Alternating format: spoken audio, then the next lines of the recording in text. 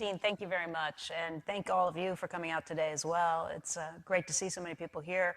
Charlie and I have talked about this, and we'd like to make sure that you have a chance to get in on this conversation as well. So we are going to have times where we'll go through the audience, and if you have a question, you can raise your hand, throw something at me, try and get my attention. But we thought we'd just start off and talk a little bit about the economy. Obviously, it's a very difficult economy to try and gauge, but Charlie, you've got a very good perspective as the vice chairman of Berkshire with so many different companies. What would you say that your best guess is right now when it comes to the economy? Well, let me start with a qualification. Warren and I have not made our way in life by making successful macroeconomic predictions and betting on our conclusions. Our system is to swim as competently as we can, and sometimes the tide will be with us, and sometimes it will be against us. But by and large, we don't much bother with trying to predict the tides because we plan to play the game for a long time. I recommend to all of you exactly the same attitude. It's kind of a snare and a delusion to outguess macroeconomic cycles. Very few people do it successfully, and some of them do it by accident. When the game is that tough, why not adopt the other system of swimming as competently as you can and figuring that over a long life you'll have your share of good tides and bad tides. And so, with that qualification, of course, everybody has some ideas on the economy. But I want you to understand that these ideas do not have the credibility of anybody who's successfully made macroeconomic predictions. In other words, they may not be worth very much. But I will be surprised if employment bounces back with the wonderful speed that it did after previous economic disappointments of the one we've been through. I just see business after business after business, which is rationalized so that it can do creditably in terms of protecting its balance sheet and its earning power while utilizing fewer people. So this is a bad market for easy employment compared to the conditions which have existed most of the time in recent decades. And some of you are going out into a bad market. My attitude toward that is very simple. I think you should all just say, so what? There are good tides and there are bad tides. I have a long way to go. And we know from the example of other people that if you constantly stand well by your own generation and cope with competency and grace with whatever life deals you and just keep doing it, your share of the honors and emoluments of the civilization in due time are very likely to come if you deserve the emoluments. And of course, that's the other advice. The best way to get what you want in life is to deserve what you want. How could it be otherwise? It's not crazy enough so that the world is looking for a lot of undeserving people to reward. Well, let me and so you keep plugging. So I wouldn't be discouraged. I told a group this morning about an example of what I call a real bad employment market. My uncle Fred graduated from the Harvard School of Architecture with great distinction. And in the 20s, he had a very successful architectural practice in Omaha where he did churches and little buildings and houses and so forth, and he made $8,000 or $10,000 a year, which was an enormous amount of money to make from creditably performing the architectural profession in the 1920s. When the 30s came, the architectural permits, building permits in Omaha, would sometimes go down to $30,000 per month for the whole city of Omaha, and some of those were furnace repairs. There was exactly zero work for architects, including my distinguished architect, Uncle Fred. He moved to California, and in California, he took drafting work at low rates for a few architects that still had some work. And when it got worse than that, he went to the county of Los Angeles. In the agony of the county, they classified him as a laundryman to save money, but had him do drafting work, which after all was exercising his skill. He didn't think it was beneath him. He coped as best he could. He never complained to anybody. And his pay after deductions, all through 31, 32, 33, 34, 108.08 per month. Now that wasn't as bad as it seems, because he rented a whole house in Glendale for $25 a month. When they created the FHA in 1936, he could take a civil service exam, at which he was first. So for the rest of his life, he was the chief architect for the FHA in Los Angeles, a responsible and interesting and civilization benefiting line of work, and he had a long and happy career doing that. He never got discouraged. He never thought what he had to do was something he should wail about. I never heard him complain about anything. Woe is me. Generally speaking, there are two things I found in my long life one you never do. One is never feel sorry for yourself. If your child is dying of cancer, don't feel sorry for yourself. Never, ever feel sorry for yourself. And the other thing you never want to have is envy. That's the only one of the deadly sins you're never going to have any fun at all. Pick one of the others. And so, but if you go through life just everlastingly plugging away at these bad times, you know, Kipling has gone totally out of vogue because it's not politically correct to write lines like a woman is only a woman, but a good cigar is a smoke. And of course, so nobody is familiar with Kipling, but Kipling's If is still great poetry. You know, if you can keep your mind all about you or losing theirs, just think of what good advice that would have been on Wall Street and a lot of other places recently. And treat the little fluctuations in fate. He said, treat those two imposters, success and failure, just the same. And in the end, he says, well, if whatever else happens, you'll be a man, my son. Good message. Good message. I mean, why not take these opportunities, the hardships and so forth, to make a man of yourself, or a person of yourself, to use the modern lingo. And so I know how you should cope with whatever the difficulties are of the present day. Just keep your head down and do your best. And do. Some of the people who had the best careers in my age cohort and the age cohort just before mine were the ones who had the worst clobbering in the 30s, because they were there when the great boom came. If you just kept plugging, why the favorable tide came in due course. Well, so much for current passing troubles economically. I do think that the job market is likely to be fairly lousy for a long time, and I do think that the worst of our troubles in certain markets are not over. Which markets do you think? Well, I think the universities that thought they were making successful investments in timber because they were all buying the same groves are still in from some disappointment. And I think that the worst in a lot of real estate ventures is still ahead of us. And so I think there's plenty of pain out there still to come. That doesn't mean we won't pass through. It just means that there's plenty of unpleasantness still ahead. Do you think that the job market is as difficult or is going to be as difficult now as it was back in the 30s? How do we put this on some? Oh, it's nowhere near as bad as it was in the 30s. This is hog heaven compared to the 30s. That was unbelievable. I lived in the 30s. We didn't have this social safety net. You know what people did in the 30s? What? They moved into one another's houses. That's what families were for. It was a Confucian system.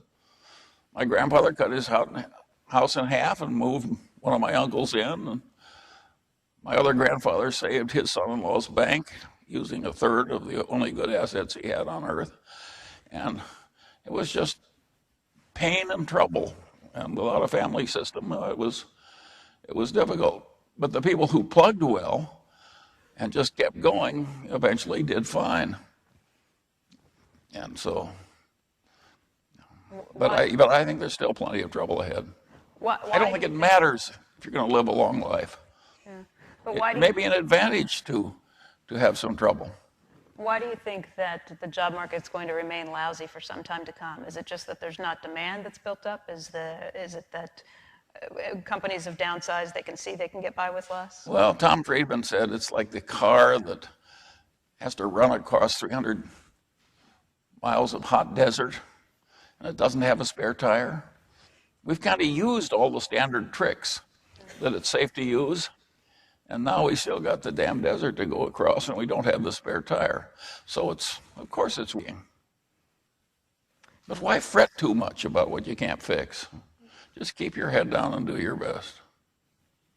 You know, a lot of the students that are in this room could be here from the business school, and there's a real sense around the country at this point that Wall Street is a bad place. There was a column today in the New York Times that Andrew Ross Sorkin wrote where he sat down with Oliver Stone, who's got his new movie coming out, Wall Street 2, and he said, you know, I don't think Wall Street's an evil place, maybe Goldman Sachs. But he does think that there are some serious bad guys who populate Wall Street. What do you think about that? Well, if you're in a miasma of competition, and to use the word that is so popular, greed, and you attract very competitive people, and they're thrown into this miasma, of course there's going to be more regrettable behavior than you might find in a monastery, or at least than we thought we might find in monasteries before we understood them better. And so of course Wall Street is going to have more regrettable behavior. And you know, Lord Acton had this law that you all taught that power corrupts and absolute power tends to corrupt absolutely. Well, the Munger version of that is that easy money corrupts and really easy money tends to corrupt absolutely. And I don't think it was good for Wall Street that they had this absolute torrent of really easy money when idiots and knaves were making a fortune selling shoddy mortgages with ridiculous theories, and it was very regrettable behavior, and it was the easy money that allowed it, and of course the adults who could have fixed it, like the accountants, who had ridiculous standards, without which a lot of the bad behavior wouldn't have worked. The accountants utterly failed us. And by the way, there's practically no sign of any intelligent reversal of that failure of that profession. I have yet to meet many accountants who are the least bit ashamed for their contribution to our recent troubles, but it was immense. Imagine when Enron comes down to the SEC and says, we want to write a little contract with A and a little contract with B and take all the profit we're going to make from these complicated contracts over the next 20 years into earnings immediately and put an asset on our balance sheet of $28 million from signing 2 pieces of paper. And the SEC, led by wonderful accountants that had studied in great places, why, of course you should have that kind of accounting. What the hell were they thinking? How could anybody have any respectable understanding of human nature without realizing that the kind of people who are going to be tempted by that accounting were not going to be able to resist the temptations? It was disgusting. And they're not ashamed yet.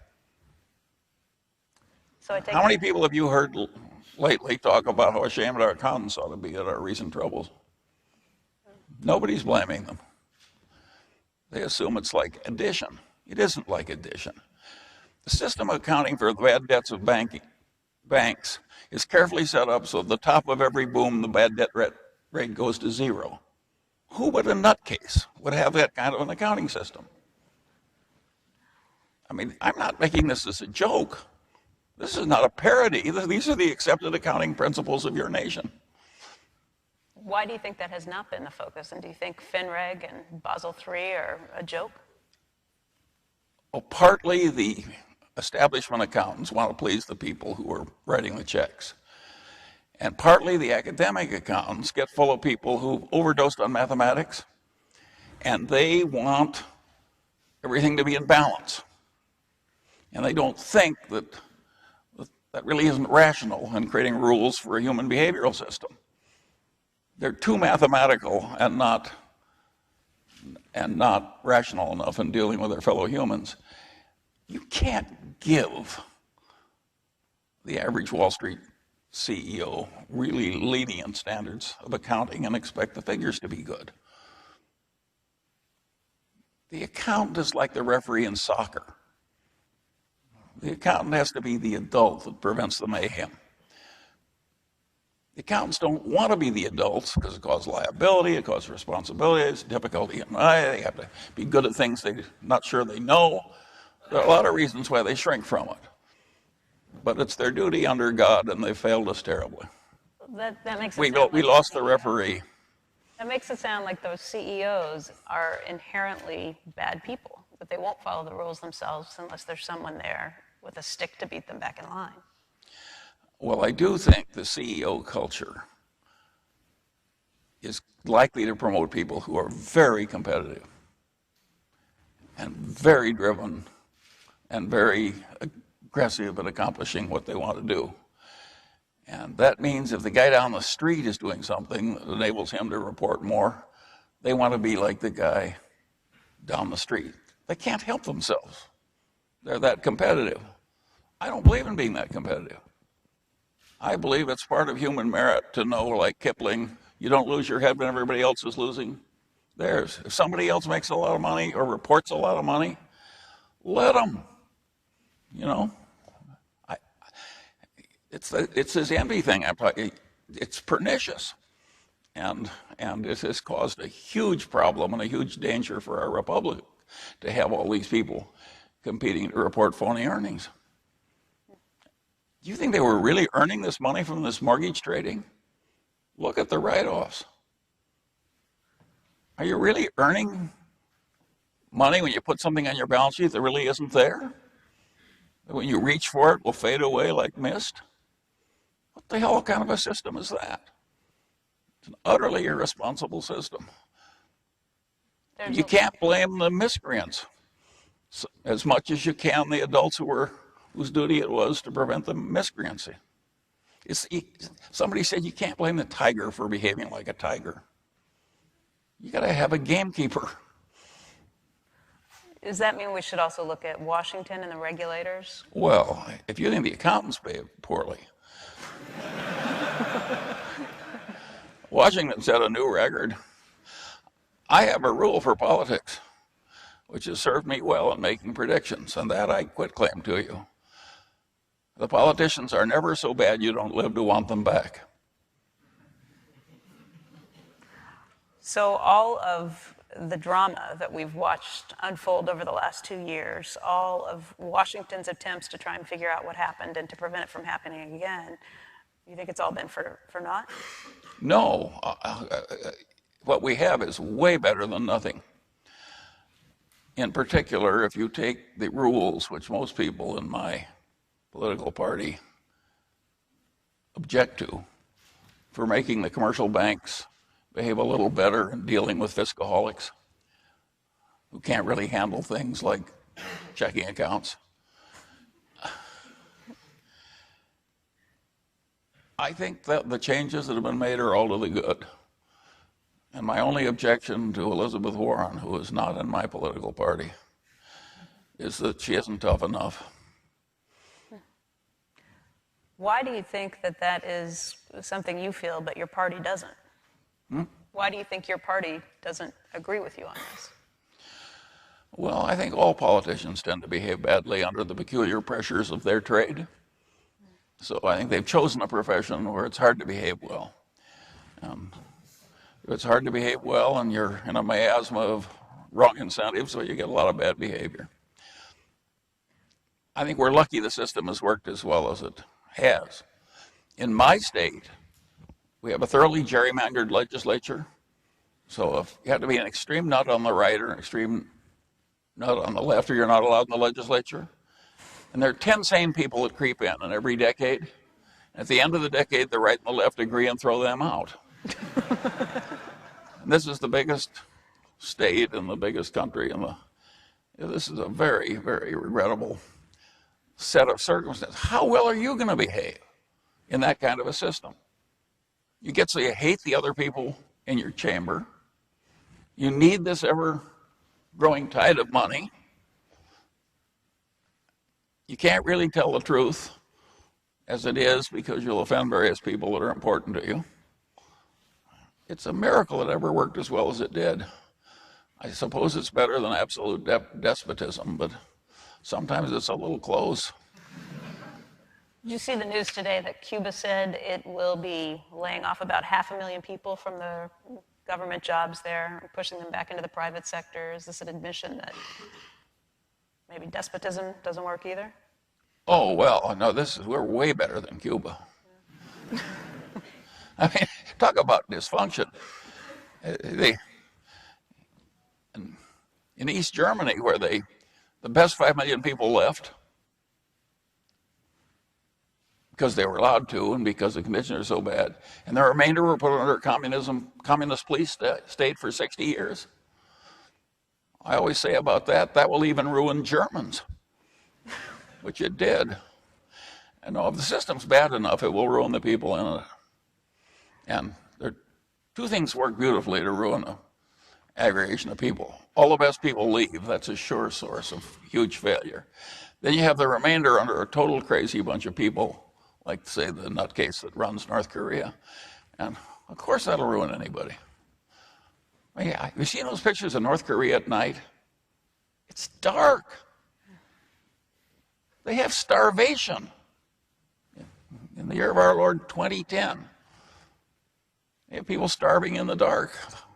That's what communism will do for you if you work at it hard enough under a despot. Why don't we talk a little bit about some solutions? There is a huge push right now to try and figure out how to fix the economy and, more importantly, how to fix the job market. The president has unveiled his plans over the last week in terms of some tax cuts that he's put out, some incentives. Do you think those are the right plans? Well, again, I'm sort of against my own party. I think my taxes are a little too low. And I don't think we needed the last round of tax cuts, nor do I think that hedge fund operators deserve to pay lower taxes than taxi drivers as a percentage of income. I think when you're that crazy, it's serious. And so, no, I'm not wild about the taxes. In terms of the jobs, of course, you remember I lived through the 30s, and I was a very observant boy and young man. And I found it very interesting to see how that economy, which had 25% unemployment for a long, long, long time, and real underemployment. I mean, the architect doing drafting work, classified as a laundryman, he was a fortunate one. And I watched that thing be pulled out by this accidental Keynesianism of World War II. And it was a very interesting thing to watch. But there we had a spare tire. We had centuries of reputable financial behavior on which to draw. We could print money, we could do whatever we damn pleased to solve the problem.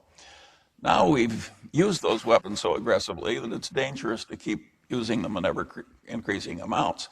And of course, that's what makes me afraid. If you ask what I would do if I were the benevolent despot of the United States, I would have the biggest infrastructure program you ever saw to go to power from renewable sources. And by that I don't mean corn. That was one of the most asinine ideas in the history of the world, is to use corn for motor fuel. I mean, you can argue that the people that come up with that kind of stuff don't deserve hardly to be at the table at all. But the idea of rapidly going to the sun, basically, and creating a vast infrastructure that will do it is a thoroughly sound idea. And we now know how to do everything that we need to know how to do. And I think the country would get behind it if people had had the sense to concentrate on something large and important and sensible.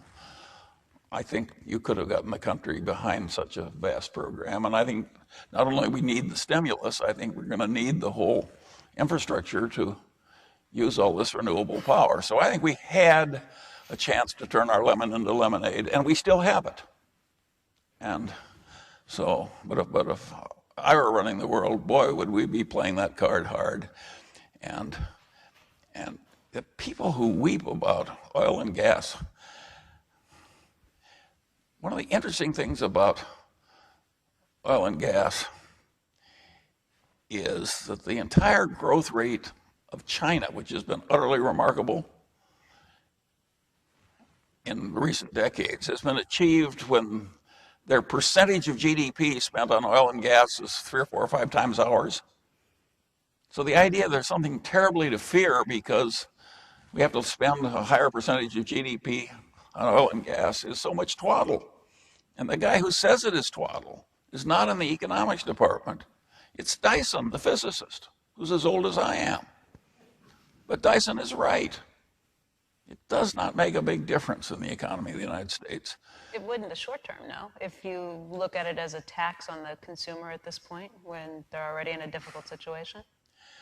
I think it would be a net plus if we were plainly doing the right thing, if we borrowed the money and created the infrastructure. I think when we just borrow the money and shovel at people, it's dangerous. But I think it is less dangerous when there's something really meritorious you're doing with the money. I think the infrastructure is sure to be very useful. It's sure to be needed. It's going in the right direction. Of course, global warming, I think, is not the main problem. In other words, to me, the main problem is using up the hydrocarbons too fast. In order to feed the current population of the Earth, we need lots of hydrocarbons for insecticides, lots of hydrocarbons for weed control, and lots of hydrocarbons for fertilizer, primarily nitrogen fixation. And we don't have good substitutes for those. Even the plants that already know how to fix nitrogen, like alfalfa, we're goosing the hell out of with petroleum-based fertilizers. And so I think it's irresponsibly unconservative not to slow down on the use of the hydrocarbons. And the right way to do that is to just gear up massively. And I think it's a very legitimate kind of stimulus. I don't see why we all can't agree on it. And I mean, who's against using the sun with a lot of clean energy and so forth? Well, there still are questions, aren't there, about being able to store the sun's battery, the sun's power in a battery while it's nighttime. Well, of course there are problems of time-shifting power if you're going to create it from the sun or the wind, but they are solvable problems. If you take the most expensive, difficult way, which is pumping water uphill and taking it back, even that is not technically infeasible given a willingness to commit enough of GDP to it. And we may get batteries which are amazingly effective. In fact, I think we will. I think the big lithium battery, we do not go to the big lithium battery because lithium is such a light element, number 3 in the periodic scale. The reason we go to lithium is it will take an ungodly number of charges and discharges, which is what we have to have from these battery systems. And lithium is better than that, better at that than any other thing we know of. So I think all this stuff is, in a sense, the long-term picture is the best it's ever been. Because the main technical problem of mankind, you know, whether it's 9 billion or 12 billion or whatever it's going to be, is energy. With energy, there's no shortage of water. As we sit here, sometimes Israel goes 6 months using half of their water comes from the Mediterranean. With enough energy, there's never any shortage of water.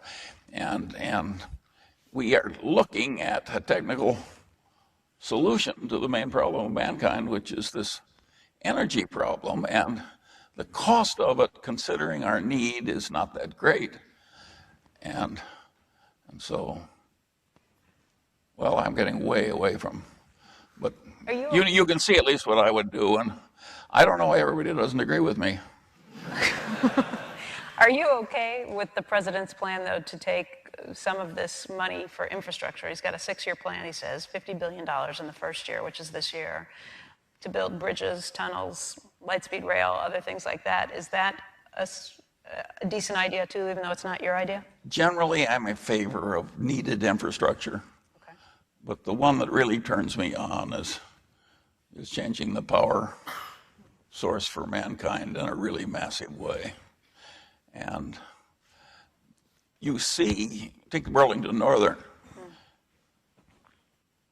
In order to carry all this freight at this much lower cost per ton mile, they double-decked all the trains.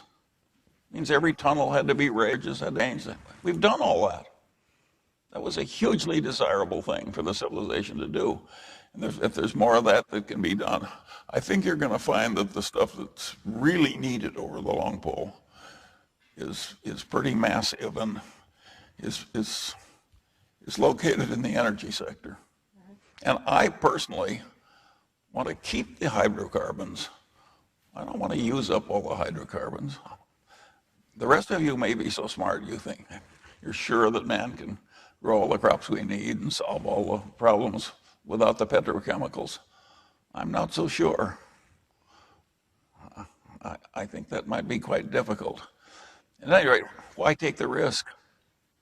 It's not that big a deal to do what we ought to do. If we hadn't got so diverted by going into these miasmas where there were enough crazy people on both sides so you couldn't get a rational solution no matter what, if we deferred some of that stuff and saved our energy for the big one, we might have got the big one done. One area where you've put your money where your mouth is on this front is with BYD, which is looking into battery-powered cars at this point, too. How close are we to actually finding solutions that can be rolled out not only across our country, but other nations as well? Well, I think that solar power is obviously going to get considerably cheaper. It's obviously technologically feasible. It doesn't matter that much, as Freeman Dyson has pointed out, if it costs an extra 5 points of GDP or something. You know, that's 2 years gross if you get the system working right. Growth, I mean, it's nothing. And so, no, I think all this stuff is coming. I just wish it had come faster and with more rationality. And I think we've been distracted a lot by people who bleated about the wrong things. And I'm not sure somebody as technologically ignorant as Al Gore is entitled to speak on this subject. You think there's any hope? I think you should have punched your ticket in a few better places before you open your mouth. Do you think that there's any hope, though, that we get past the idea where everybody is pushing their own agenda or their own idea, and even when you get to energy, you've got people who think it's wind, or people who think it's solar, or people who think it's natural gas, or people who think it should be nuclear power?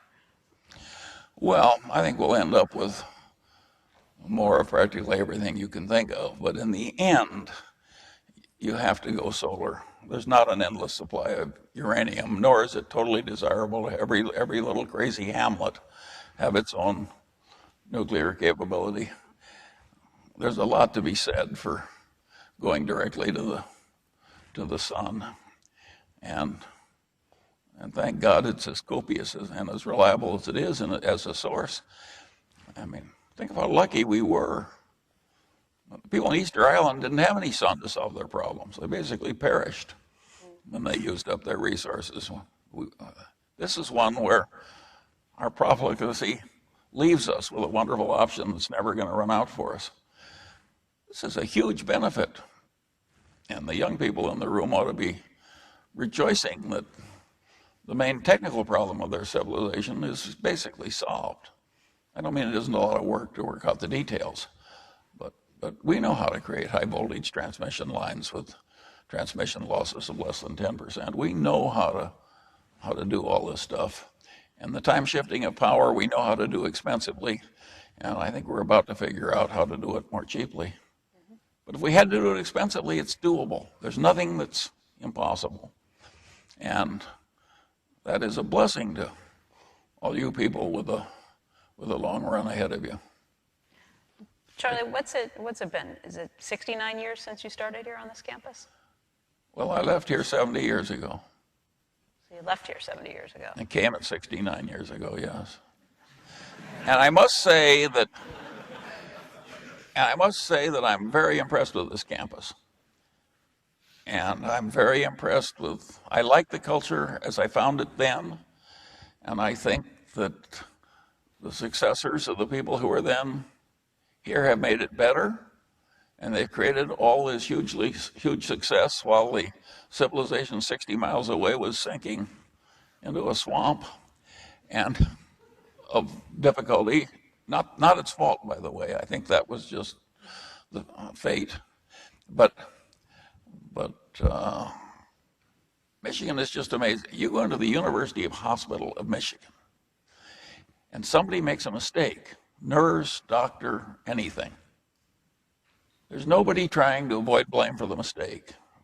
They come to the patient and say, gee, you came in for a simple procedure, and we screwed up and you got a pretty bad result. And we're terribly sorry, and we want to make amends. You know what percentage of the hospitals in the United States handle their malpractice responsibilities the way the University of Michigan Hospital does? It's a tiny percent. I'm chairman of a big hospital. In my hospital, the insurer for the doctor and the insurer of the hospital are trying to blame the other one. In Michigan, they just admit they screwed up, and first thing they want to do is make a fair adjustment for the patient, and then thereafter they look as to how to prevent the next one without a lot of recrimination. Now, isn't that a wonderful system?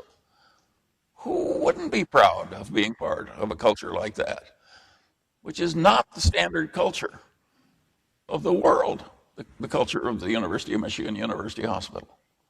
So there's a lot that's good here. And so I feel very good about coming back, particularly after I've just visited Wall Street or some other place which is different. You know, it's hard to tell stories about Wall Street that sound like my story about the University of Michigan Hospital.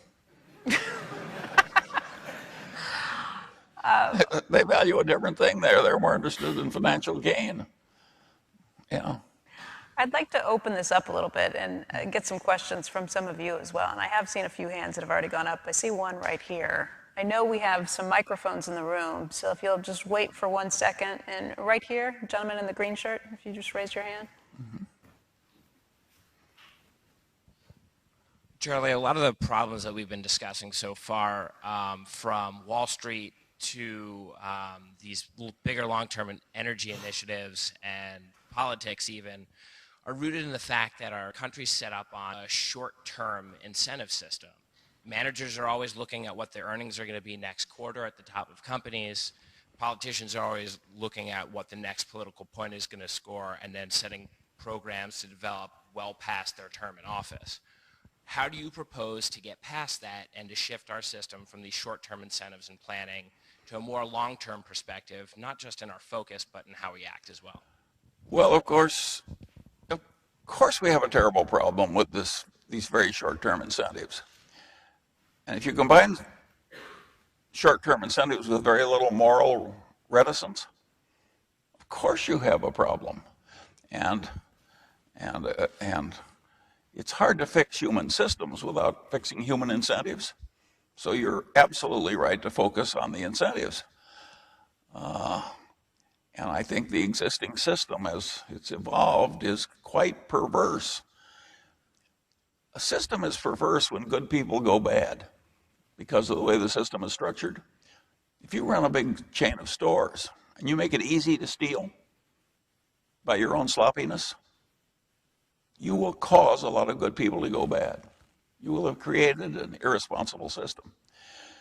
And a system with these irresponsible incentives, of course, is geared to cause trouble, and you point out that it does and has. And no, if I were the benevolent, I would change the whole system. But nobody's going to do it Munger style. And you people, young people, are going to have to live in it the way it is and attack it piece by piece. But you were right. That is a very serious problem, both for the politicians and for the executives and everything else. I don't think it is required, because the rest of the world cares terribly about the next quarter's earnings. Berkshire doesn't care. So it isn't everybody that cares. Now you can say we carefully structured our system and our lives so that we didn't have to be under crazy incentives. I do not trust myself well enough, and I behave better than most, to have a lot of perverse incentives on myself to do bad things. Much better to set yourself up so that the temptations are low. And so, yes, we should structure the system differently. I don't think it works at all to pay the directors a lot of money and write a big long thing like Sarbanes-Oxley. The more you pay the directors, the more they'll pay the CEO. The ordinary rules of social psychology require that result. And at Berkshire, you pay directors nothing? Practically nothing, right? Because we don't like the culture. So it's our quiet form of rebellion. We say, we've examined your procedures and everybody's out of step but Charlie. It's like the old story about the man who's out in the freeway and the wife looks and she says, oh my God. And she calls him on the cell phone and she says, oh, it's terrible. There's a car going the wrong way on the freeway. And the guy answers, a car, he says, there are thousands of them. Well, at any rate, everybody's out of step but Charlie. But I think we should change all these incentives. But I don't think the nostrums that we're using are going to change things enough to put in your eye. The idea that you are not near Wall Street, Berkshire's offices are not near Wall Street, does that make a difference? Is it easier to operate on your own manner if you're not as near your competitors? Well, we like to think that being Middle Western boys, we had a better culture, but that may be a conceit.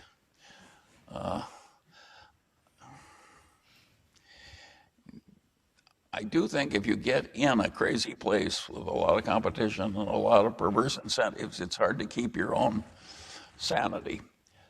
My father used to tell a story on himself, which was a very good story that I've never forgotten. He was a graduate of the Harvard Law School and practicing law in Nebraska, and he went up to shoot pheasants in South Dakota. And everybody he was with was signing up as a South Dakota resident to save $5 on the hunting license. But the crowd, everybody was doing it, and it was $5 a lot of money back then. And he said he almost signed the damn thing. I said, my God, this is some kind of perjury, and I'm a practicing lawyer. And he stopped himself. But he came close. So when the culture starts to go wrong, we're all susceptible to be dragged along. And therefore, it's a very good habit in life to develop what Kipling, to keep your head when all about you are losing theirs. It's not, I've been doing it all my life. Everybody's wrong but Charlie. It's caused me some trouble. But it's also created a lot of huge advantage. And it's not that bad averaged out. And the trouble you avoid, think of the people that went along with Enron and committed suicide and got disgraced. And it just,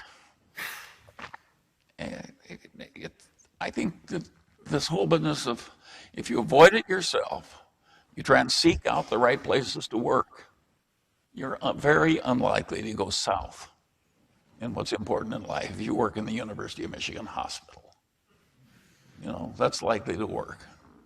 You don't have to go all the way to the slums of India helping Mother Teresa. You had a more convenient place right here where there's not a lot of crazy temptation. But if you go to a place where everybody is stark raving mad and pushing and crazy, and it's very hard to to not get sucked along, as my father was almost sucked along into signing some kind of perjured application for a hunting license in South Dakota. We can all drift into that stuff, but we don't watch it. I think I have seen 2 college presidents in my life go down from too much laxity in the expense accounts.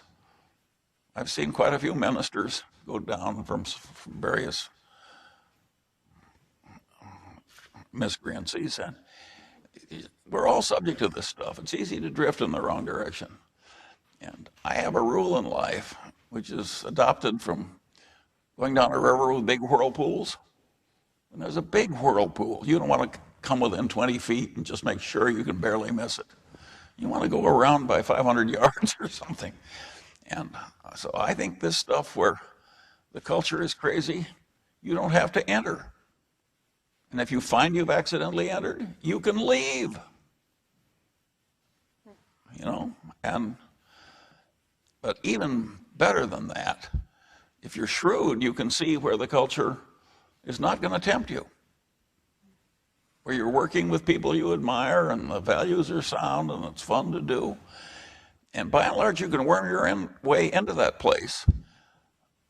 And I will give you a tip as to how to do that. And the first decent matter I brought in as a piece of legal work as a young lawyer was for a guy who had been fired by a bunch of venture capitalists, and I got him rehired and we bought the company. And it was a huge success. And I never heard from them. You know, they were glad to do it, but they were busy. And so one day I said, well, I'm being too damn shy. And I just about to enter the freeway in Pasadena. I made a U-turn. I went back and I walked in and I said, well, I really like working for you guys, and just the kind of people I like to be associated with and I like to work for. And sure enough, they had another big problem that I could solve.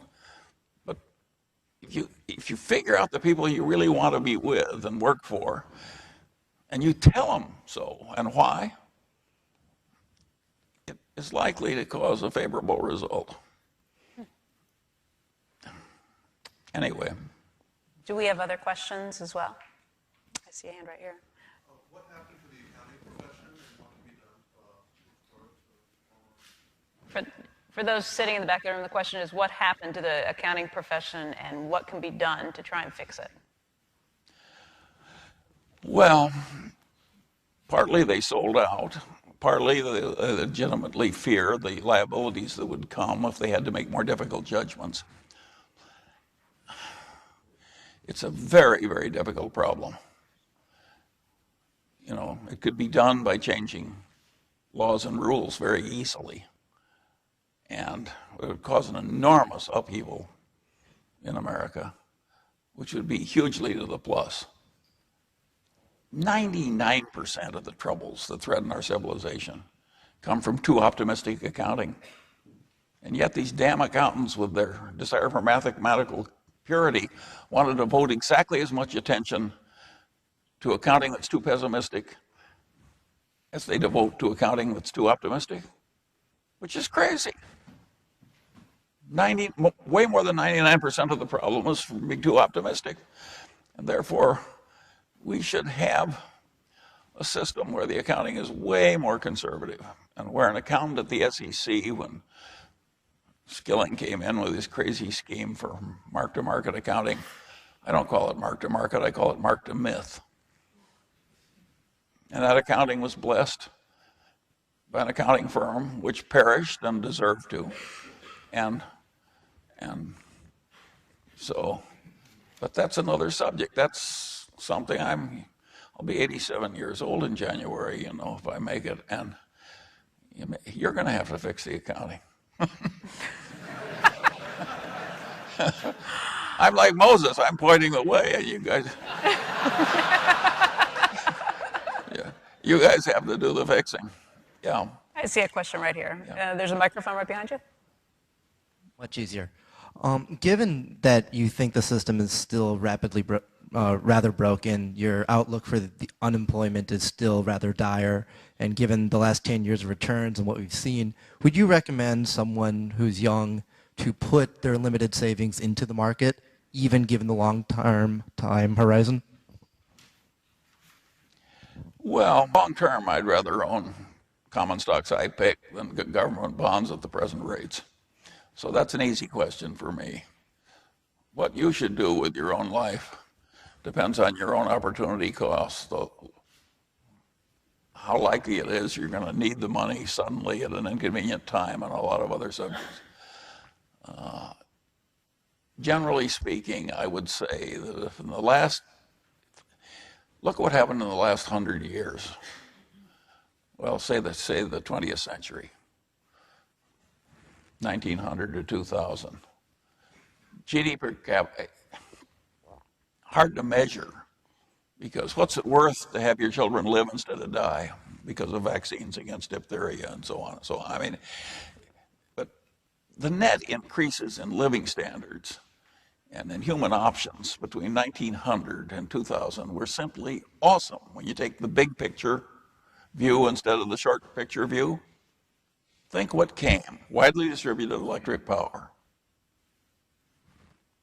television and radio, the ability to get in your own car, move around where you wanted, cheap travel by jet all over the world, air conditioning in places that are unendurable in the summer, widely distributed information. It's just unbelievable what happened. In no previous 100 years did anything remotely comparable happen. Are all those forces gone? I don't think the next 100 years is going to do as much, because those are such huge achievements given human needs. Once you got the right temperature and the right usage, you know, you're getting into frou-frou when you get into the improvements from that point. But do I think there will be more improvements and more options? Yes. Do more tragedies? Big tragedies. You know, big death rates occasionally. I think the next 100 years is going to be very interesting for some of you people. But I think it's a good time to be alive. I think there's a lot of good that will happen.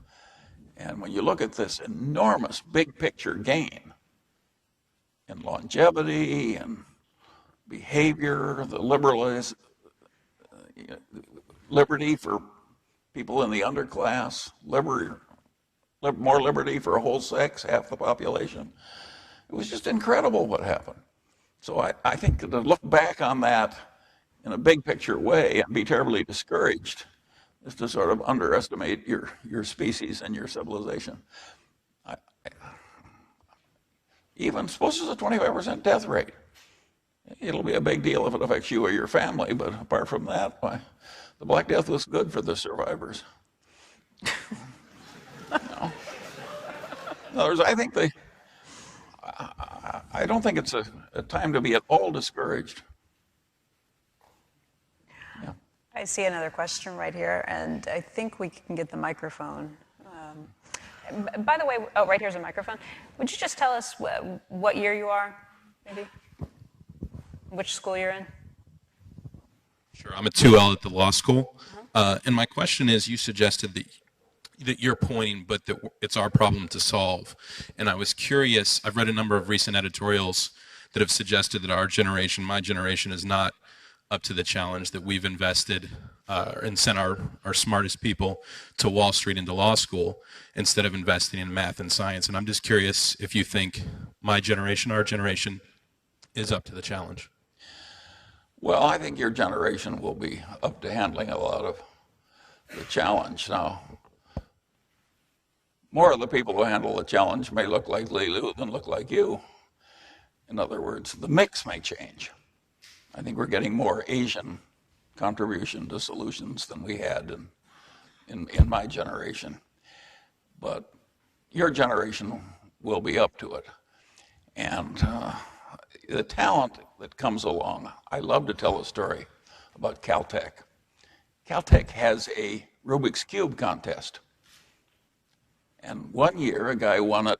He asked for 3 cubes, and he juggled them like this. And as they went by in his hands while he was juggling, he solved all 3. And people thought that was a hell of an achievement that would be hard to top. And the next year along came a slender young woman, and she said, "Give me 2 Rubik's Cubes." And she just held them in front of her and looked at them for a long, long, long time. Then she put one in her left hand, one in her right, and put both hands behind her back and twiddled and took them out solved. Nobody has topped that yet. So there's a lot of competition in your generation, but it's only gone that far. If you can handle that much, why?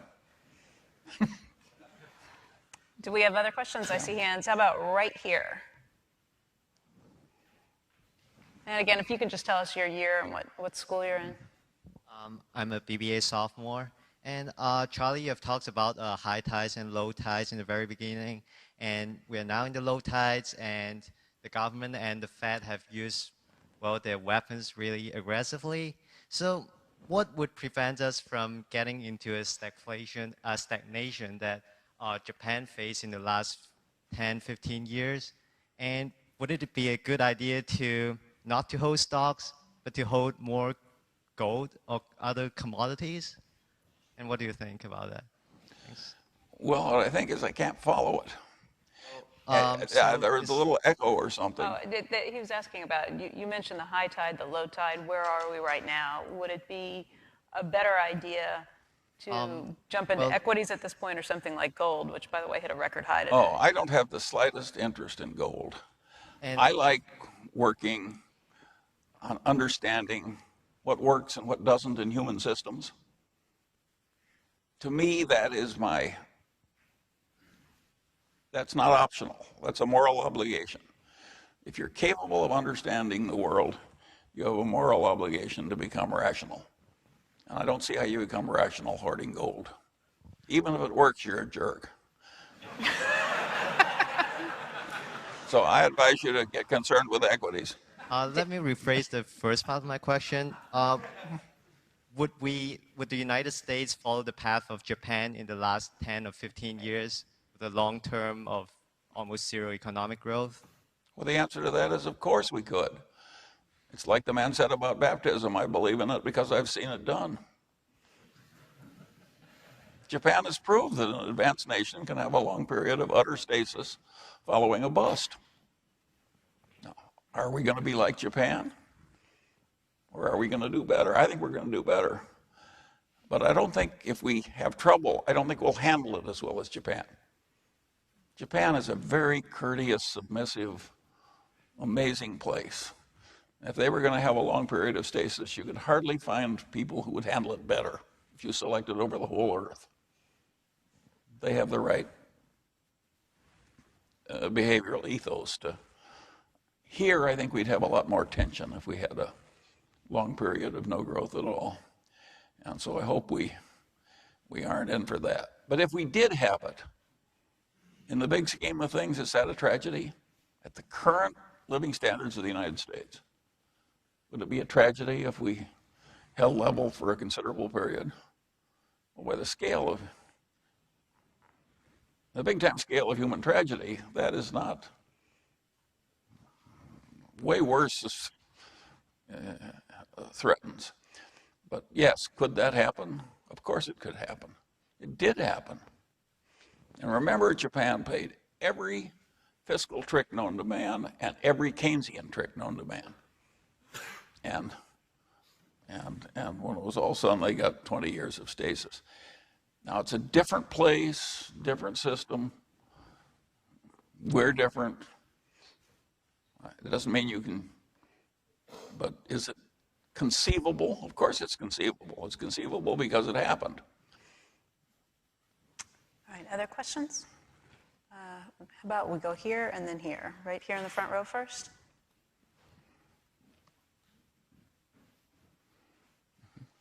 I'm not currently a student, but I am a Berkshire shareholder and West Coast shareholder. So it's nice having you here in Michigan. It's always great to be out in Pasadena, seeing you as well. I mean, the groupies have followed me here. I thought it was kind of an old group. My question as it relates to the economy and as it relates to some of the issues, longer term issues, we obviously have significant pension liabilities and significant healthcare liabilities, but more so to the pension liabilities. How do we go about trying to fix them? And how, given how underfunded a lot of municipalities are, how do we even come close? Well, of course, it's a terrible problem. And of course, there was some deep moral and behavioral failure. Those plans were abused by various manipulative tricks where people got very unfairly high pensions. And of course, that's what human nature does. You make it easy to steal, people will steal. And that's what it amounts to when somebody gets $600,000 a year from some poor community full of Latinos with low employment. A man in those circumstances is stealing. We don't call it stealing because he hires lawyers, but he's stealing. And of course that's a big problem, and it happens all over. And of course the unfunded liabilities. They talk about our national debt as a percentage of GDP. The unfunded liabilities of the United States for medical care and pensions in terms of present value are far greater than the national debt that we report. So if we get into a Japan-type situation with no growth, we're in for a hell of a lot of social tensions. But isn't that wonderful for you young people? You get all these interesting problems to live through. But of course it's a serious problem. I personally would not touch Social Security in terms of its present promises. I think net that's been a credit to our civilization. And it's worked with low administrative costs and low fraud, and it's given a lot of people their main dignity in old age. And I think as long as we're as rich as we are, we should find a way to afford it.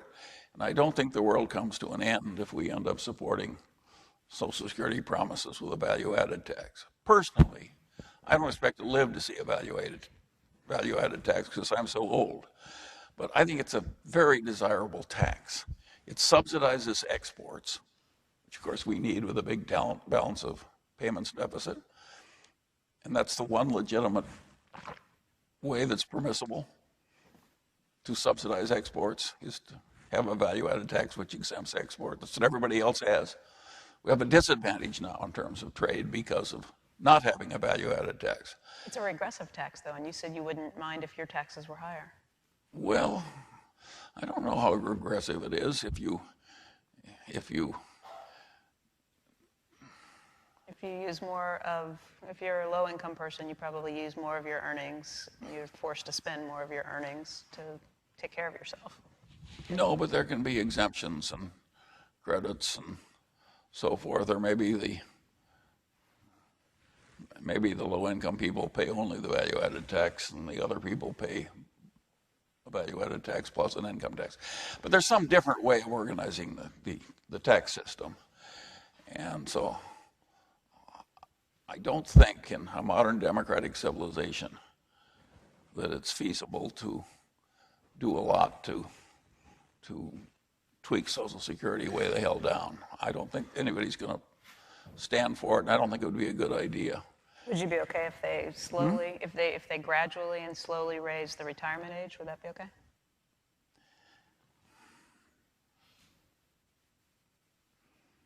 Well, reasonable minds could disagree. I personally wouldn't do it. I would leave the basic Social Security alone and deal with all the rest of the things. We got so much trouble in all the rest, and it's so large, and the unfunded promises are so great, and there's so much misbehavior that to take on the political ill will from tinkering with some guy who's only got 3 years to live anyway and take away $30 a month, I just don't want to do it. To me, it's a stupid allocation of goodwill and time. And no, I would save my effort for what really matters. And of course, we're going to have to tackle the unfunded promises, and I think we're going to have to change our system of taxation. basically, I lived through the period of 90% income taxes and the crooked, lying tax shelter salesmen and all. I hated it. We do not want that back. I think a 50% tax, if a guy's a busy surgeon, is plenty for the man to pay. I don't care how much he's making. So I think the existing income tax rates are pretty close to right when you put the state and federal taxes together. On earned income, I do think that we went way too far in favoring people who manage hedge funds. I mean, the idea that, and by the way, they don't just get a 15% tax. They play tricks with foreign, they have all kinds. The tax of our successful one-income class is really trivial, and I don't see any reason why it should be tolerated. I think it's unfair, and the man who said, are you dissatisfied to have all these math and science people going into derivative trading? Of course I'm disappointed. I have a letter I just got this week. The guy has all these advanced degrees in computer science and math and so forth. He works for a hedge fund, and he has 300 million long and 300 million short. He's allowed to deviate between size of the total long and short position by no more than 2%. I think he has to have 300 stocks on each side or something. And he's using computer algorithms sort of devised by code-breaking skills. And for 6 years, he has made money without knowing a damn thing about the companies or relating any to what happens in capitalism. But he's a brilliant man. And he knows he's in a sick, lousy system. So he writes me this letter. He says, I'm in this sick, lousy system, and this is what I do. He says, what I want you to know, I only bought one stock, and it's BYD, and I'm glad you bought it too. He says, isn't it wonderful what we're doing together? Well, that's my kind of a fruitcake. If he's, at least he regrets what he's doing, which he should. But is it bad for our civilization to have this particular man doing that? When he's capable of figuring out which company is likely to contribute to the civilization and handling real high-tech problems like BYD? Of course, it's a huge misuse of talent. And if I were running the world, I would pass laws that would get all those people either selling apples on the street or doing something more productive. We had another question right here. I told you. The microphone is over here right now. Sorry. Thanks. I think it's turned off. First, I'd like to say thank you for coming here. My name is Anita, and I'm a second-year MBA student. I'm part of a student-run social venture fund, and I'm interested to hear your thoughts on impact investing. So a few of your colleagues are part of the Giving Pledge, which is aiming to solve societal problems through charity. On the other hand, there are those who are investing in these issues of energy, education, and healthcare through investments that expect a financial and a social return. What are your thoughts on these type of investment activities? Well, that hasn't been my particular pathway. Generally speaking, I believe Costco does more for civilization than the Rockefeller Foundation.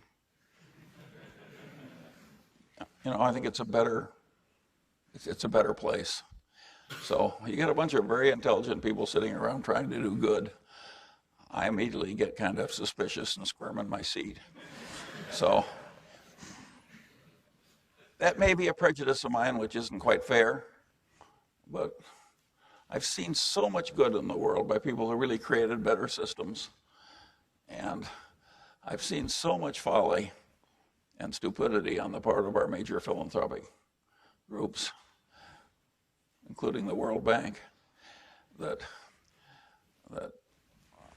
I really have more confidence in building up the more capitalistic ventures like Costco. That may be just a crotchet of mine, and you may be right that your way is better. On the other hand, if I'm right and you're as promising as I think you are, I think you'll end up like me.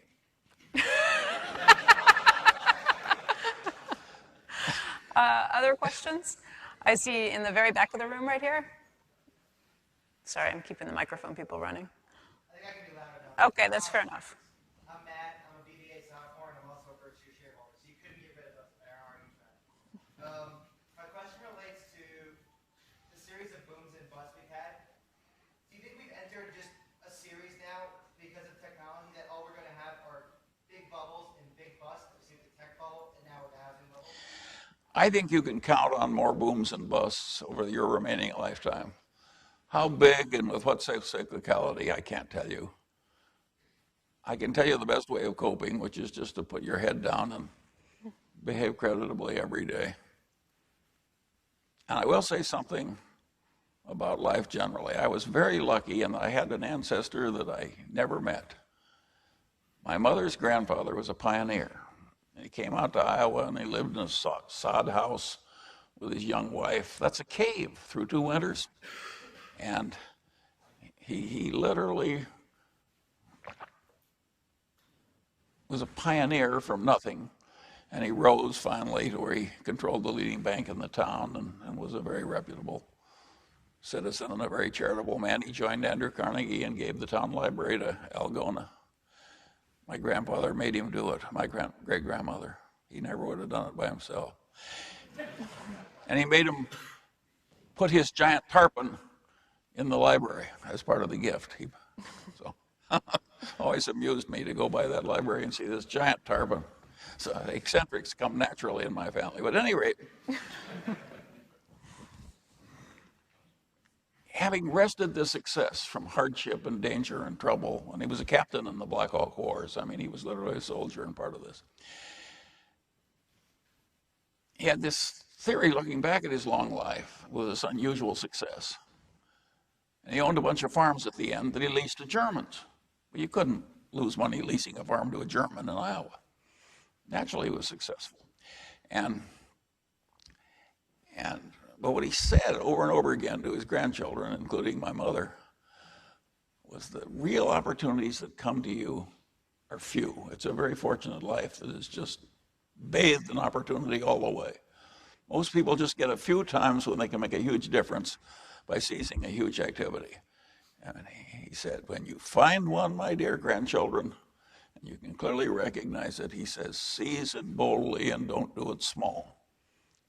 And my mother, who wasn't interested in finance, but liked to talk the family, she liked to transmit the family quirks.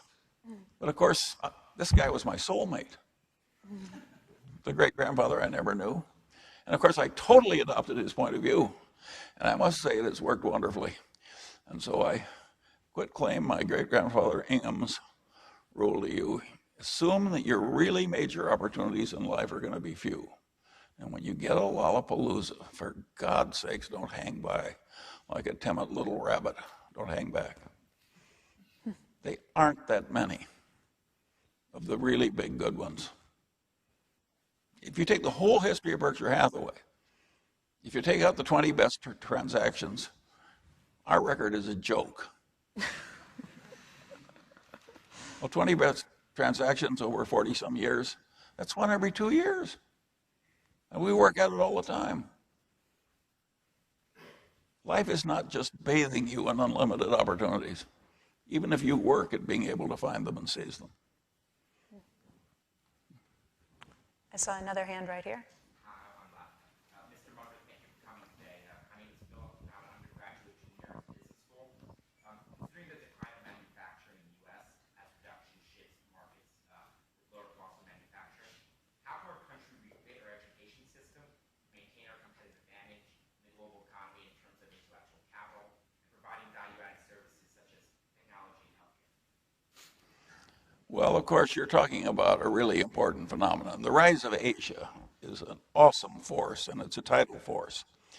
And if you're going to have free trade, which I think we have to have with a fellow nuclear power on the complex world we live in, you're talking about something that is very hard on a manufacturing place like Michigan.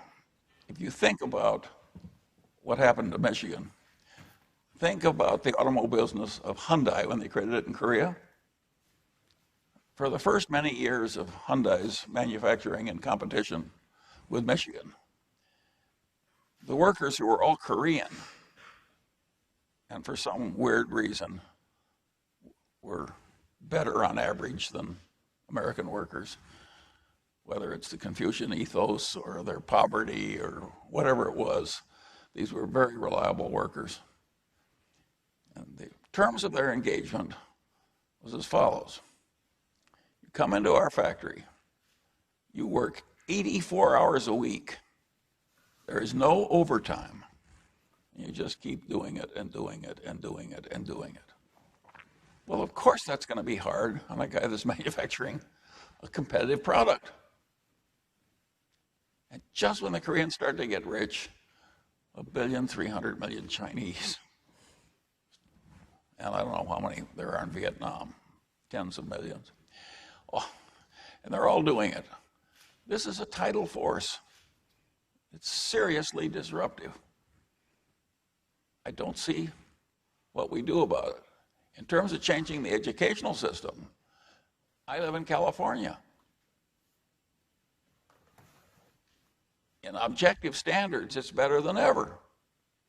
But the faces are way more Asian in percentage than I see here. The Berkeley Engineering School, I think, is more than 75% Asian. I mean, it is just amazing how California is rising on the backs of these talented Asians. I am chairman of a big hospital, a bad location. It's a losing hand. I played the hand on purpose because I played so many winning hands. I thought I owed it to wear one hair, I owed it to civilization to carry one hair shirt and keep it on no matter how much it hurt. And I must say it's worked perfectly. But Good Samaritan Hospital is still standing and still reputable, and there's much that's good at it. But I look down the faces that are doing it, and the guy who's doing all the programming of the gamma knife, which is very complicated physics, he's a PhD in physics from China. And there's Dr. Ho from Harvard and Dr. Chung. It's just boomity, boomity, boomity, boom. And I've got a sea of Asian faces. So California is not going down. These Asian faces are going to help us stem the tide, in other words. So, and I see a lot of Asian faces in this room. And so, don't you have Toyota here in Michigan? And you're getting some of it too, but not like California. But I just think you're in for a rapid change of the world where the Asians get way more important and we become less important. And somebody says to me, don't you worry about the competition for the Mungers? And I said, no. If the Mungers can't handle the Asian competition, let them lose. I don't feel I'm here in life to guarantee the Mungers win against the Asians. I like the meritocracy. It's particularly when there's so much achievement. You know, when I was young, everybody that shoved a camera in my face, it was German. Well, this morning they were shoving cameras in my face. They're all Japanese. They earned the right to shove those cameras in my face. It wasn't easy to displace those Germans. It wasn't like the Germans weren't good at it. So I welcome all this stuff. But I do think you're going to have to adjust to a world where this tidal force in manufacturing, with this cheap labor and this vast,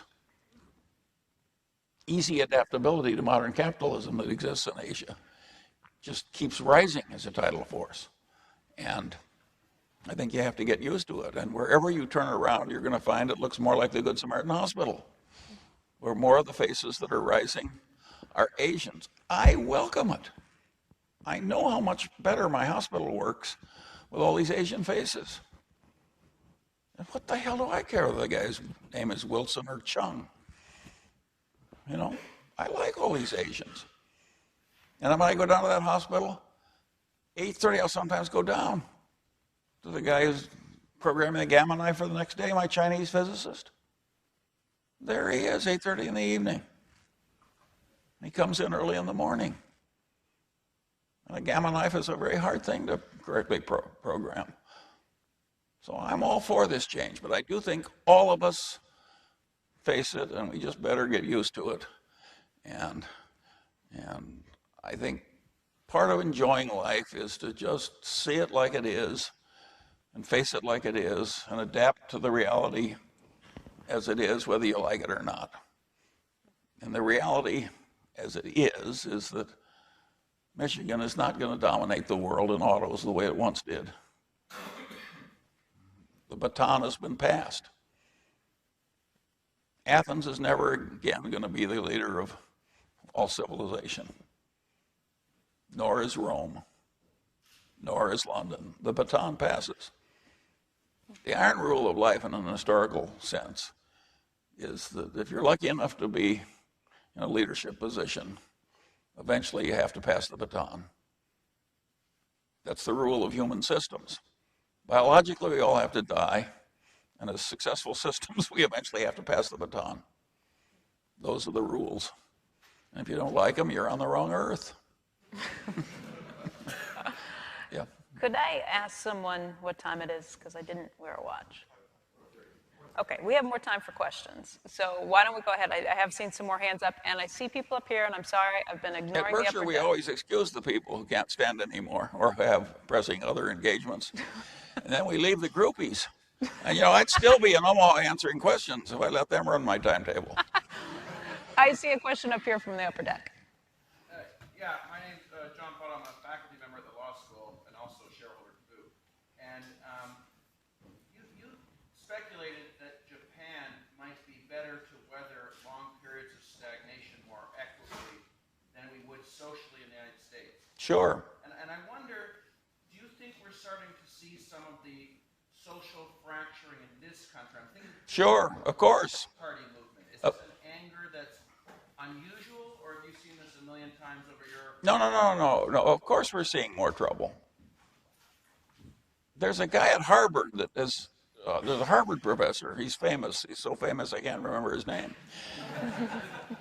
But who has studied this, and he says these homogenous societies like Japan, of course it's easier to run an homogenous society than a one with a whole bunch of people with different religions, different attitudes, different cultures, different backgrounds, and so forth. So the nature of our situation means that handling politics in a society like ours and handling reverses is going to be more difficult than it was for Japan. I think that's obvious. And I think what we're already seeing is just part of it. And you know, in France, they strike against the atomic plants. And there are all kinds of crazy cultures of resentment. And I think that is another problem you're going to have to adjust to. That if we are in for something that looks more like economic stasis, there's going to be a lot more social tension. How could it be otherwise? Take a rich family in a prosperous business that ever grows. They may hate each other, but they get along.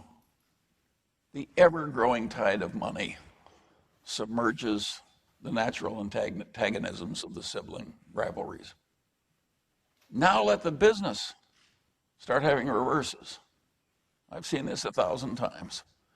In the family business, the hatreds and troubles that come when the great fountain of ever-rising prosperity for all goes in reverse are simply awesome. Of course, something like that tends to happen in the body politic if things get tough. But it gives you one more interesting thing to think about. Yeah.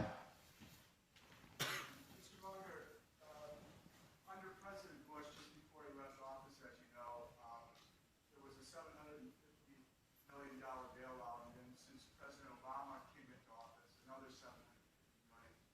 In your opinion, would it have been wiser to bail out Main Street and, let's say, the government extending like a student loan to houses who are facing foreclosure, forfeiture, or eviction for renters, rather than bailing out Wall Street?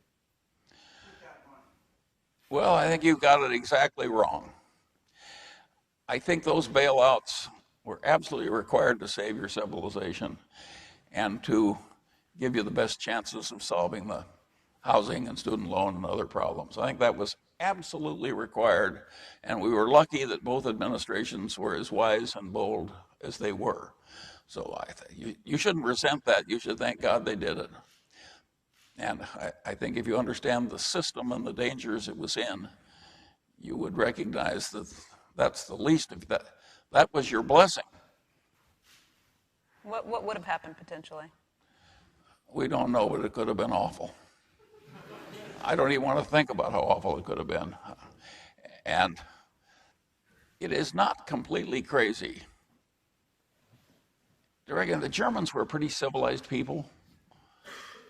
I always point out that Albert Einstein got a highly subsidized primary school education in Germany from the Catholic Church. His whole primary institution of little Albert Einstein was subsidized by the Catholic Church. That is a pretty civilized place. And we ended up with Adolf Hitler. Get the economy with enough misery, get enough disruption, destroy the currency. God knows what happens. So I think when you got troubles like that, you shouldn't be bitching about a little bailout. You should have been thinking it should have been bigger. I mean, those people were working for you, and they were in both parties. They were a credit to both of us that all that happened. And now if you talk about bailouts for everybody else, there comes a place, if you just start bailing out all the individuals instead of telling to adapt, that the culture dies. I don't know where it is, but at a certain place, you got to say to the people, suck it in and cope, buddy. Suck it in and cope. And in the 30s with my family, as these families would move into the same house, and they'd wear the same clothes for a while, and they coped, and that was part of how the civilization got through. We do not want a civilization where with every hardship we go to the government and say, give me some money. The world's not what I expected. So I think there's danger in just shoveling out money too much on the people who say, my life is a little harder than it used to be. Of course it's a little harder than it used to be. This is normal worldly life. And I think it is very dangerous to assume that what people did to save the whole banking system was wrong, and that it is clearly right to shovel out a lot of money to people who are now short of money.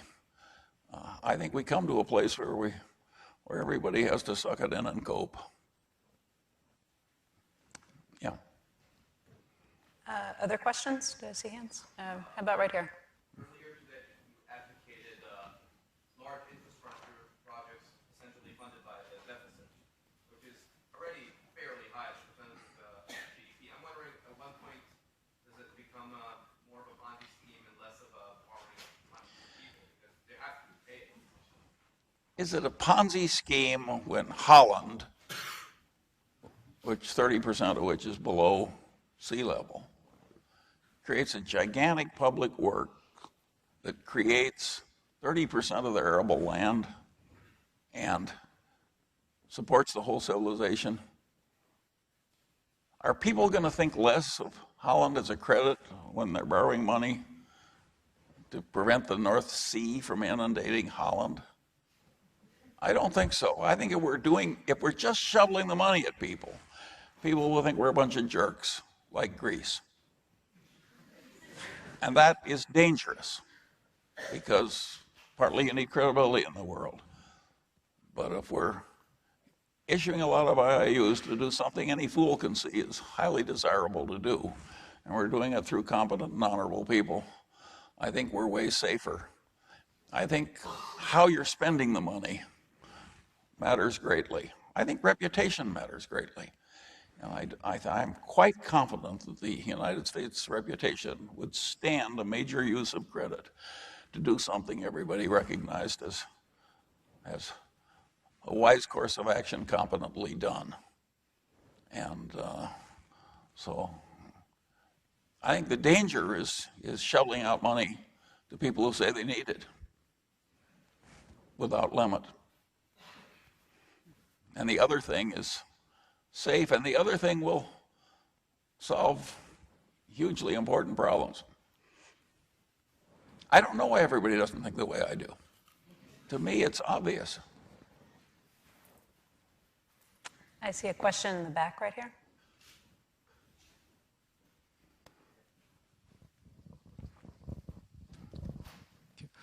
My name is Joe. I'm a Ross MBA, and I'm doing a dual degree at the University of Michigan Medical School.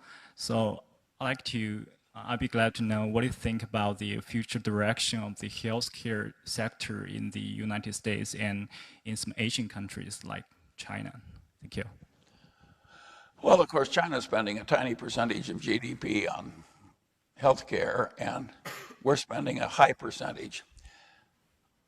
In an aging, affluent civilization where GDP rises at 2 or 3% per year per capita, I don't think it matters at all if we spend 20% of GDP on healthcare. I don't think it matters that much if 20% of the healthcare is no damn good that we're buying. You know, like Botox for women for whom intervention is hopeless. and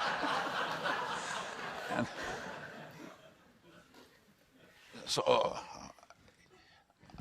healthcare is a whole different can of worms, but I don't think it's our main problem at all. And I think it is quite natural in our particular civilization to have a fair amount spent on healthcare. If you live to be as old as I am, I'm surrounded by people where their joints hurt so much the pain is unendurable. They're like the Tin Woodman. One hip, one knee, one knee. You know, I got a big infection, 30 days in the hospital. This is expensive. But if that's the way the civilization wants to spend the money, I don't consider it a crazy choice. And so we do have a crazy system for healthcare, and there are perverse incentives. There's many a hospital in this country where the doctors are fishing the people out of nursing homes and bringing them into the hospital so they can walk by the bed and bill the government $45 a day. And if they've got 10 patients in the hospital, that's $450. And the fact that they're using up resources which could be improved by the services aren't being able to get. In my hospital, I have a little list, and so does the hospital. And those jerks are on their way out, and they should be. And so there's a lot of abuse in healthcare, and one of the ways you fix it is so the people who have the power, they exercise it to prevent the abuse.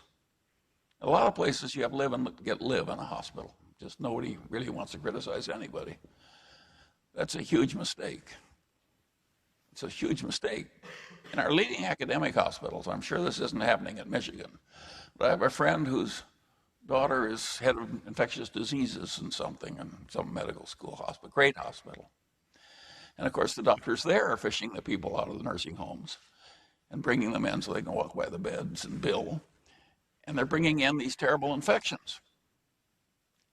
And that takes a lot of treatment and a lot of walks by the bed and so on and so on. And of course, the parents of this particular doctor recognize that she's sort of risking her life going through medical school because of the abuse of the system by some of the doctors in a hospital where nobody is stopping the abuse. You know, it's like Burke said,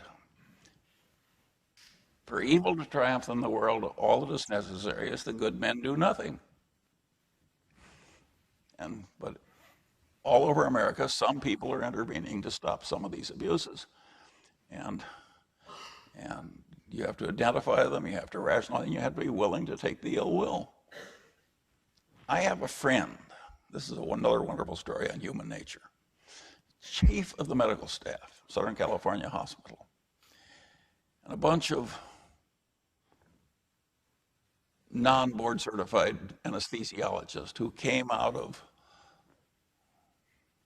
I forget the sub-branch of medicine, but it's not chiropractic, but anyway, they got in control of the anesthesia department of the hospital. And he could see that they had created 3 totally unnecessary deaths and covered up every single one. And he knew he was just going to ruin his life. So he got rid of them all. He changed the whole system. He ruined families. He ruined incomes. He cleaned house. And he told me the story 20 years later, and I said, what happened?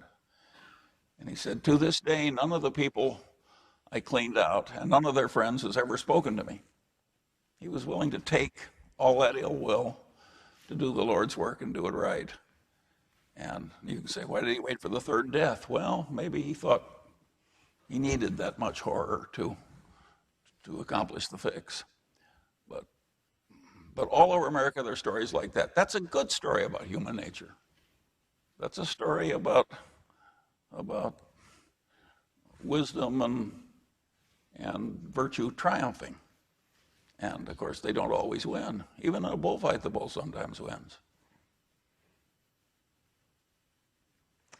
I'd like to give one more chance if there's anybody up top who wanted to ask a question, because I realize I haven't looked up there all that often. Is there anyone upstairs who wants a question? If not, I do see some hands I thought down here.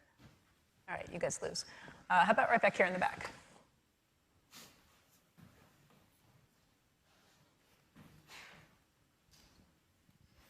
Hi, I'm a second-year student at the law school, so thanks for the lights. And I'd like to follow up a question by a 2L sitting over there. It was posed earlier.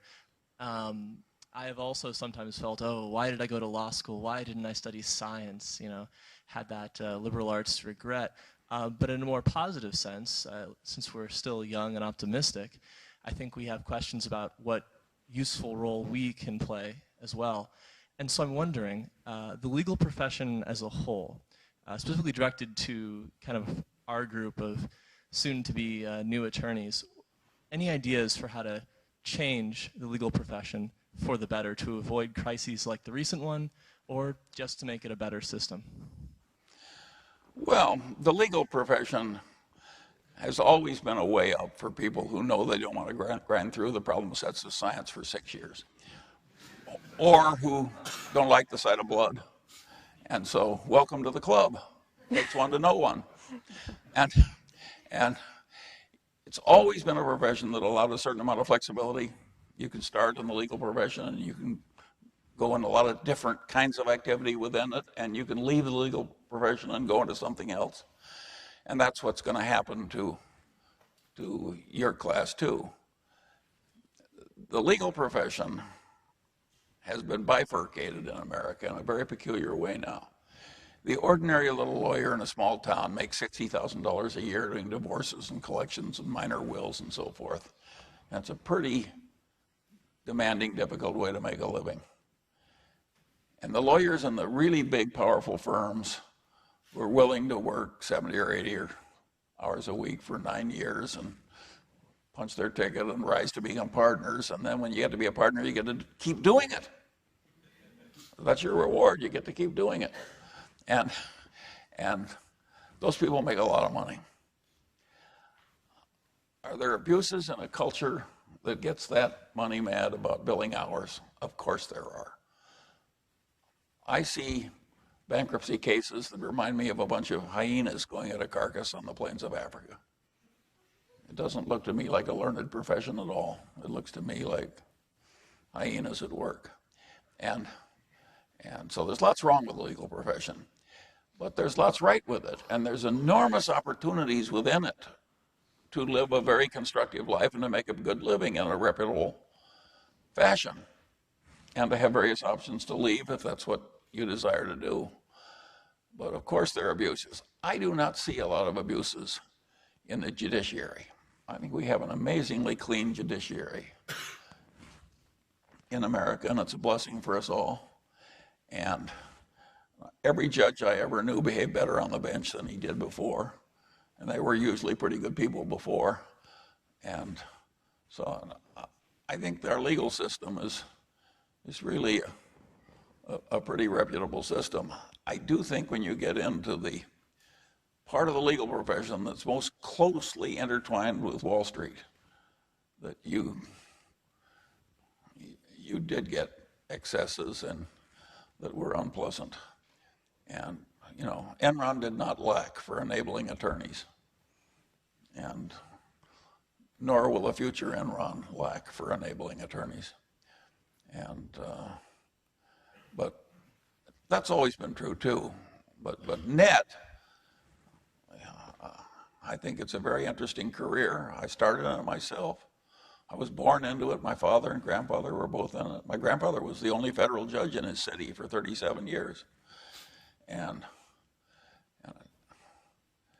boy, was that an efficient system. He was the only judge. And people knew what Judge Munger would put up with and what he wouldn't.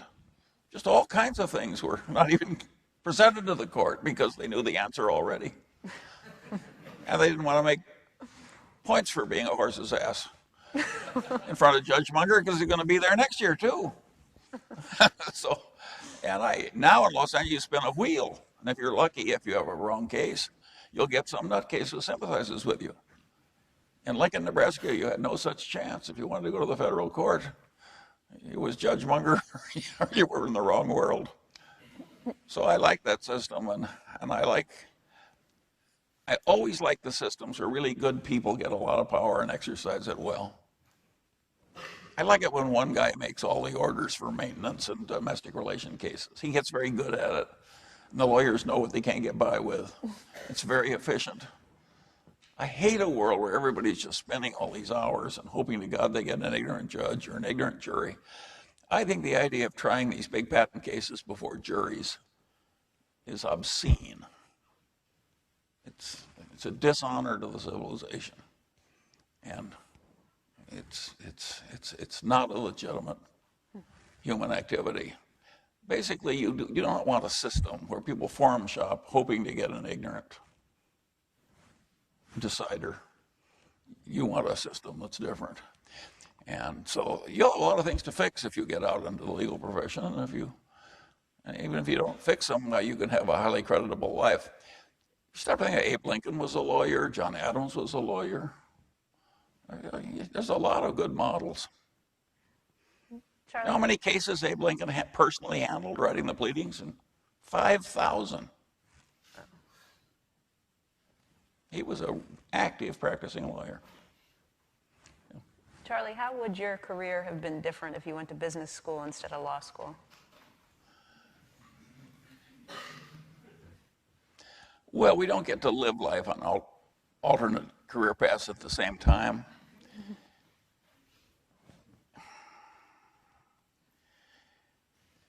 And obviously, if I drifted into my present line of work at a younger age, I'd have more money now. But so what? I always say they'll say when I die, how much did Charlie leave? And the answer will be, I believe he left it all.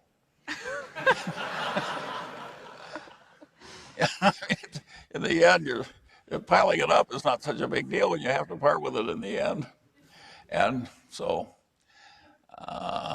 I do not regret. Generally, I don't think regret is a good, it's like envy and resentment, a lot of other things. It should be generally, I don't have a lot of regrets that I could have done it differently or that I had a failed marriage or I don't second guess the past. I try and learn from the past and make decisions of the future, but I don't gnash my teeth. I expect that any human being is going to make a lot of dumb decisions. And I've certainly made a lot of dumb decisions in my life, but not as many as most people. We have time for one more question. How about right back here in the back? Hi, thanks for being here. I'm a dual master students between the business school and School of Natural Resources. And I have a question regarding rationality and behavior. You've talked a lot about it and also how systems are set up to encourage perverse, with perverse incentives. And if you could design a system, how would you take into consideration human nature so that it enables rationality? Well, I'm glad you saved that easy question for the last. Plato failed at this question, I mean, Why can't some man well along in his 87th year describe a perfect civilization?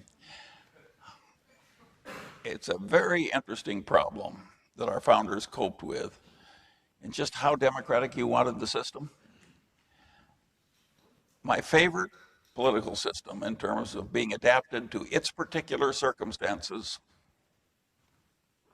successfully is Singapore. I think Singapore is the single most successful governmental system that exists in the world.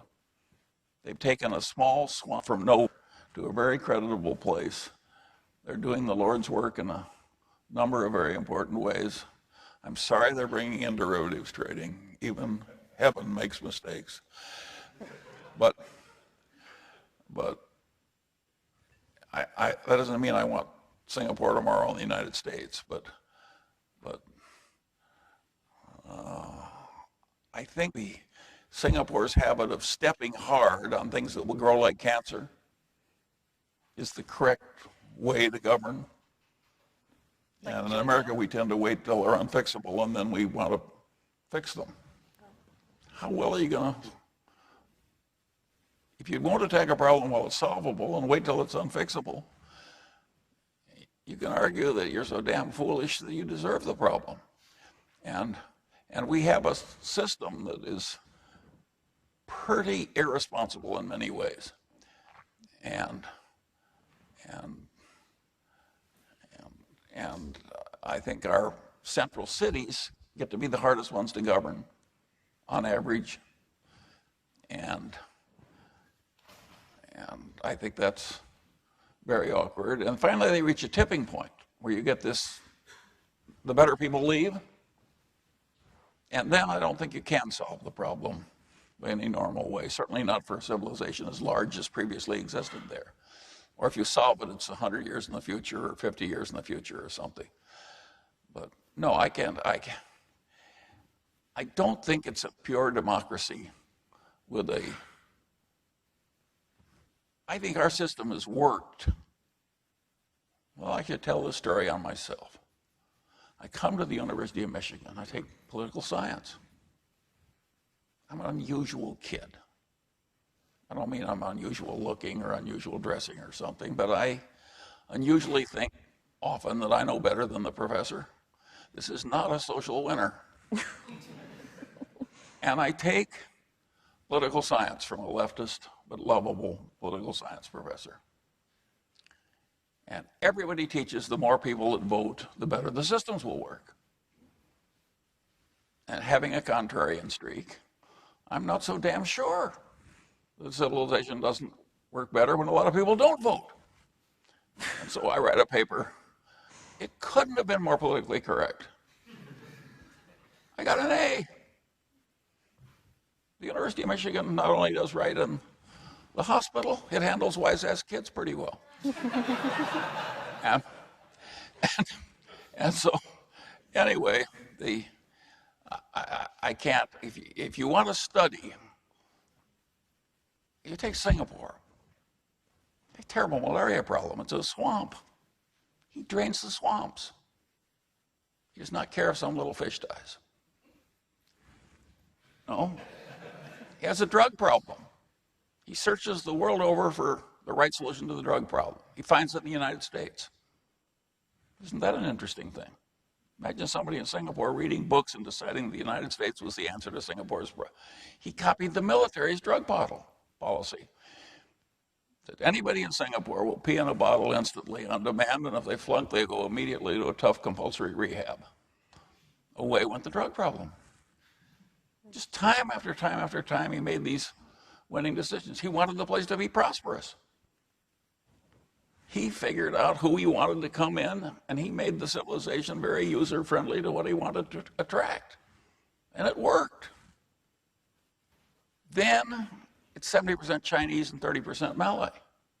And every Chinese thinks that the Chinese are superior to the Malays. And he thinks that's terribly counterproductive if anybody should ever say so. So he passes a law. You can't say if you're Chinese in Singapore that you think there's any superiority in the Chinese. I think that's a very sensible law for Singapore to have. but of course it has some infringement of free speech. And, but anyway, just time after time after time, he's done this thing. His approach to marriage was interesting. The average very successful man in the Asian culture marries an exceptionally good-looking woman who's somewhat dumber than he is. This is the system. Well, this guy was so smart that he was the second-ranked student in his high school. And the student that was 1/10 of a percentage point higher was female. So he didn't follow the Asian rule of hiring the beautiful woman with the big boobs, who's a little dumber than you are. He married this woman that was 1/10 of a point higher. And who is now the Prime Minister of Singapore? Their son. I mean, this is a very unusually successful man. It's a very unusually successful history.